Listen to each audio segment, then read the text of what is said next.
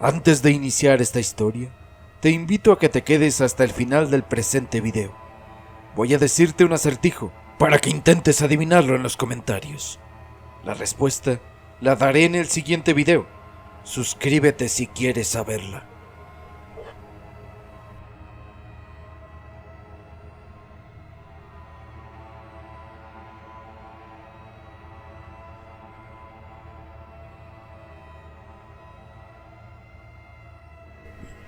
Después de una velada bastante agradable con mis tíos, primas y primos, decidí que era un buen momento de regresar a mi casa. El problema es que no era temprano. Pasaba de las 12 de la noche y el camino por el que tenía que transitar no era para nada agradable. Era el año 1945.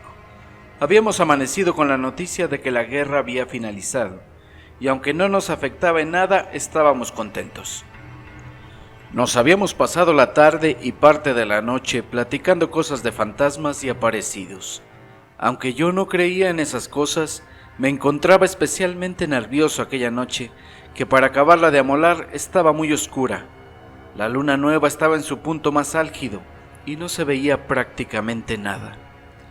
En aquellos años no era como ahora que hay luces por todos lados. Apenas si se distinguían las velas lejanas de casas, en donde ya se estaban disponiendo a dormir, o pequeñas linternas de personas que salían al potrero a hacer sus necesidades. No era una hora de luces, ni siquiera de la luna. Además, como ya he dicho, el camino a mi casa no era especialmente agradable.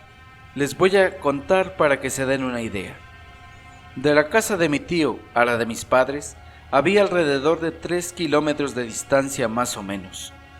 Vivíamos en una comunidad rural en la que el vecino más cercano de mis tíos estaba a un medio kilómetro, y desgraciadamente, por el camino a mi casa no había ninguno. Apenas salir de la casa de mis tíos, estaba un potrero de unos 500 metros que terminaba en una cerca de piedra. Esa zona estaba más o menos despejada de arbustos y maraña. Brincando la cerca empezaba lo difícil. Un campo sembrado que en aquel momento de septiembre ya tenía las cañas, lo más grande que se iban a poner.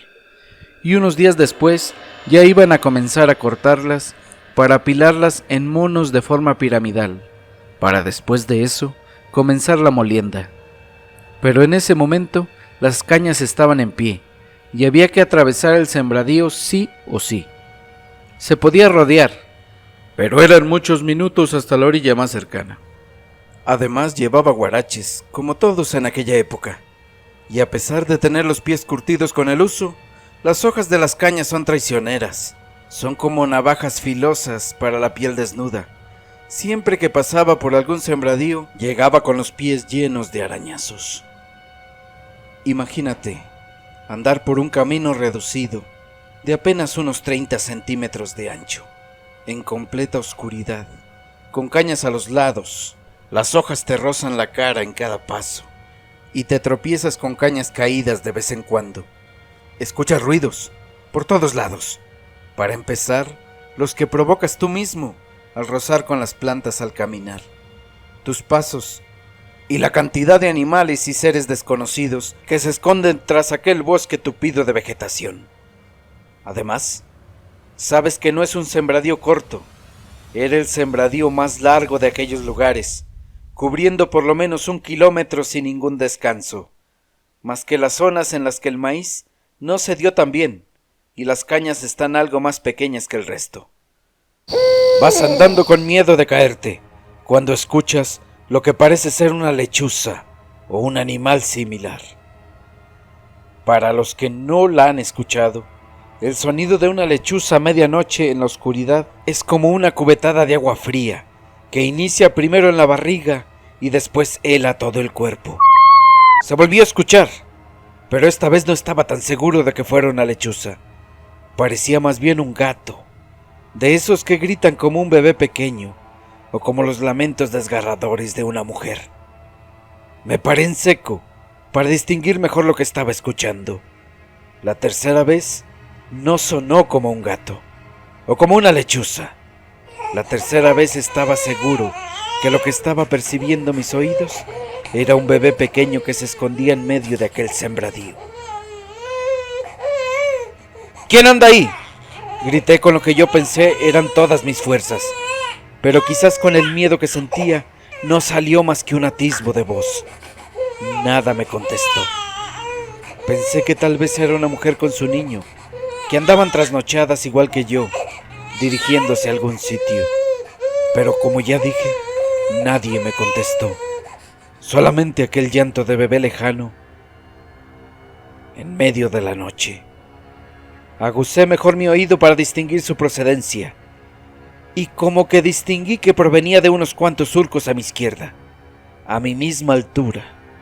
Me dirigí hacia ahí mientras el ruido se hacía cada vez más fuerte.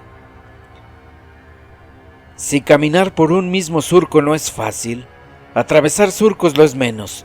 El camino no está limpio.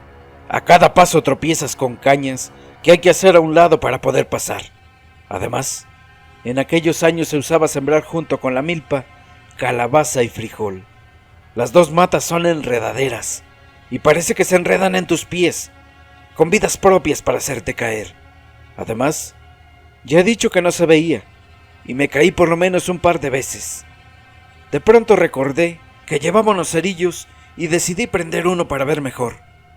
Después de andar trabajosamente unos 5 minutos, vi a la distancia, y con la tenue luz de mi tercer cerillo, un bulto blanco tirado en el piso, que se movía trabajosamente, envuelto entre las cobijas manchadas de barro. Me acerqué y lo vi mejor. Era un bebé de tez blanca, con los ojos cerrados y una cabeza llena de un pelo negro espeso.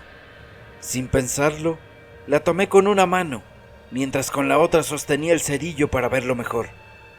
No era un bebé feo, pero había algo que no me gustaba en él. Lloraba con todas sus fuerzas y comencé a hacerle gestos y platicarle para calmarlo. ¿Quién dejó aquí una cosa tan preciosa?, le dije. El bebé se calmó y dejó de llorar.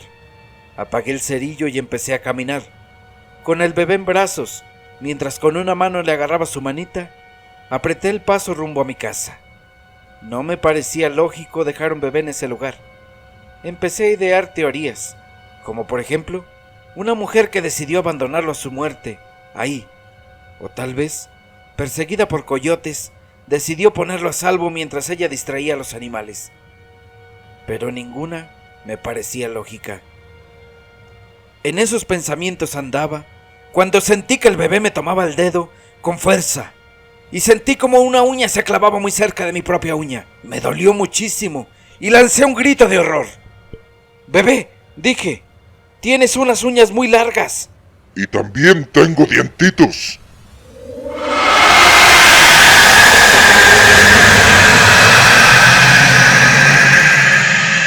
Escuché una voz de ultratumba que salía del bulto que traía entre mis brazos, mientras observé horrorizado unos ojos brillantes, rojos, que me miraban debajo de las cobijas. Solté el engendro que llevaba en mis brazos y salí corriendo como pude por entre las cañas, mientras escuchaba a mis espaldas unos pasos pequeños corriendo detrás de mí. Me caí por lo menos un par de veces y sentí en cada una cómo me alcanzaban a mordisquear los tobillos, a pesar de levantarme rápidamente. Fueron los minutos más aterradores de mi vida, y no sé cómo salí de aquel barbecho. Brinqué la cerca y salí al camino. Dejé de escuchar los pasitos tras de mí, pero sí seguí escuchando una voz de ultratumba proferir a la distancia, detrás de mí, los más horripilantes insultos y maldiciones. Jamás volví a entrar en ese sembradío. Cuando volví a ir con mis tíos, mejor rodeaba aquel barbecho. ¡Suscríbete a mi canal! ¿Qué opinas de esta historia? Mi madre me la contó cuando yo apenas era un niño. Déjame tus impresiones abajo en la caja de comentarios.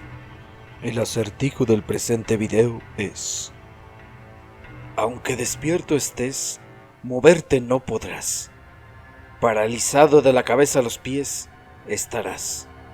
Una fuerza sobre ti de pronto se posará. Como un bulto pesado, con ímpetu te aplastará. La respuesta aparecerá al inicio del siguiente video. por lo que te invito a que te suscribas a mi canal para que YouTube te avise cuando el video con la respuesta sea subido. Si sabes la respuesta o te sientes con suerte, déjala en los comentarios.